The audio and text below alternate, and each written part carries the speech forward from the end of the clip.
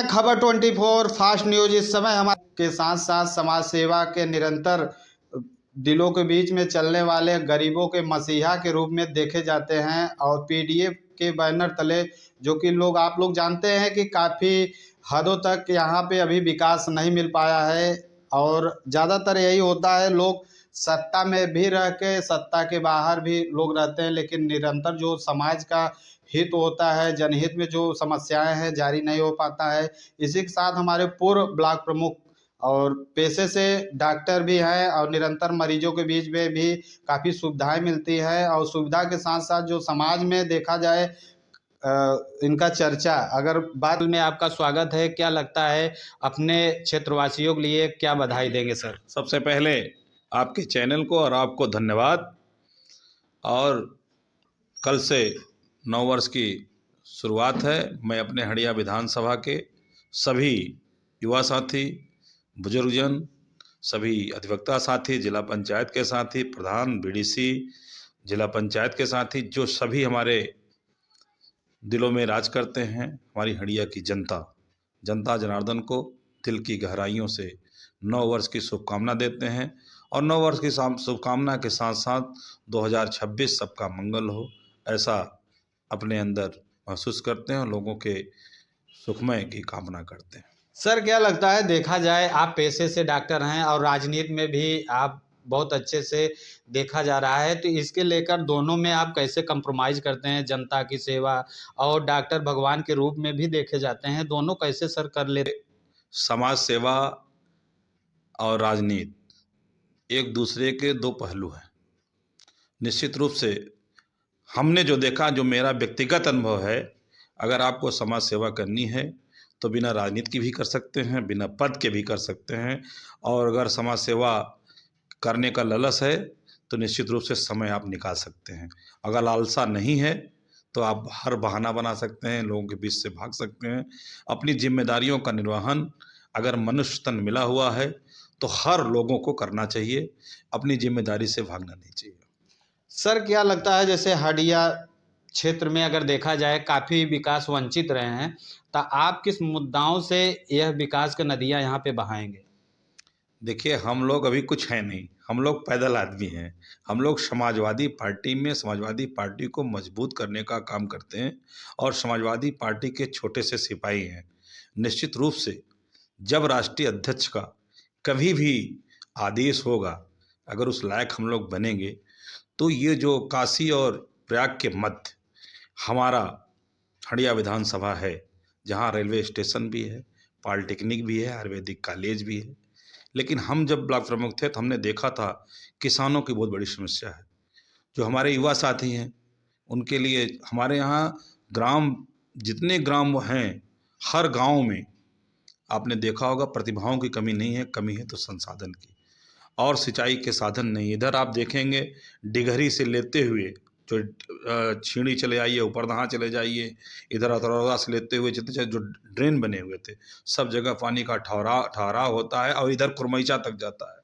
तो निश्चित रूप से हम लोगों ने, जब उस समय थे हम लोग, तो हम लोगों ने किसानों की समस्या को दूर कराने के लिए उस समय छीणी डेल की ताल की खुदाई भी करवाने का काम किए थे। जो हमारा किसान अन्नदाता है उसके लिए काम करने का काम किए थे। तो निश्चित रूप से इस समय हंडिया ही नहीं, पूरे उत्तर प्रदेश में रोजगारी की बहुत बड़ी समस्या है। शिक्षा इतनी महंगी होती जा रही है, गरीब से शिक्षा दूर होती जा रही है। जो सुविधाएं आप देख रहे हैं, जो दवाइयाँ वहाँ चल रही है सही स्थान पर, सरकारी जो हमारे सामुदायिक शस्त्र बने हुए हैं वहाँ कायदे से वितरित नहीं हो पा रही है। तो निश्चित रूप से हमारा जो ये समय समाज है और जो समाज के जो दबे कुचले वंचित लोग हैं, जो एकदम पिछड़े लोग हैं, उनको उसी स्थान से और नीचे ले जा रहा है और जो कारपोरेट जगत है उनको उठाने का काम इस सरकार में किया जा रहा है।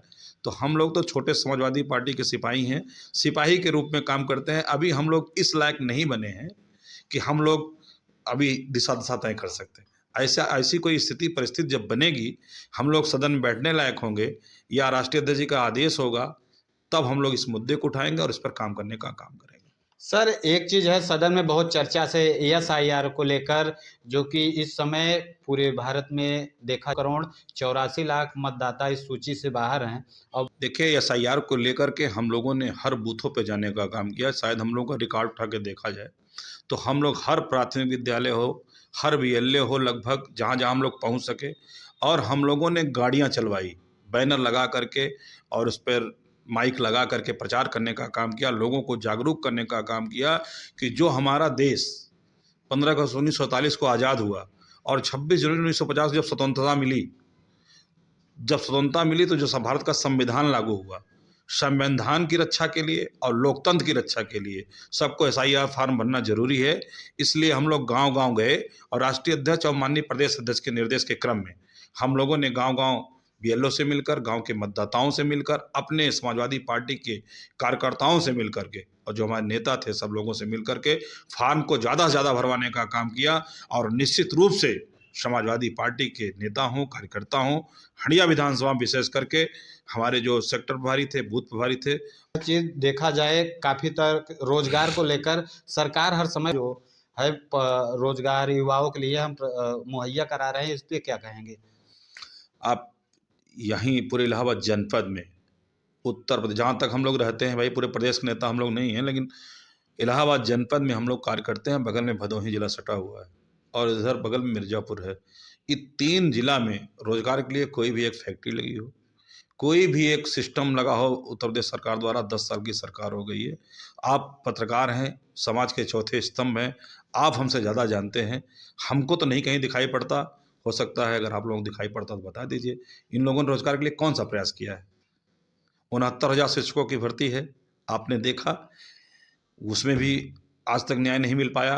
अभी लेखपाल की भर्ती आई थी, जिसमें ओबीसी समाज के आंदोलन करने पर पीडीओ के लोगों ने आंदोलन किया, तब जाकर के कुछ न्याय मिलना शुरू हुआ। इसीलिए हम लोग कहते हैं एसआईआर के माध्यम से भी लोगों ने कहा था कि अपने अधिकार, सामाजिक समानता, सामाजिक समरसता, सामाजिक भाईचारा कायम करने के लिए आपको लोकतंत्र को मजबूत करना जरूरी है, और जो ये सरकार है लोकतंत्र को कमजोर करने का काम कर रही है। इसीलिए हम लोग गांव-गांव जाके जागरूकता अभियान किए और हम लोगों ने गाड़ी चलवाया। अब गाड़ी से पूरे पूरे विधानसभा में घर-घर जाकर अभियान किया। हम लोग कोहरा पड़ रहा था, बड़ी ठंड थी, और धन्य है हमारे सहयोगी लोग जो हम लोग साथ जाकर घर-घर काम किए। ये लोकतंत्र बचाने का, अपने अधिकार को लड़ाने का, अपने सम्मान को बचाने की लड़ाई है।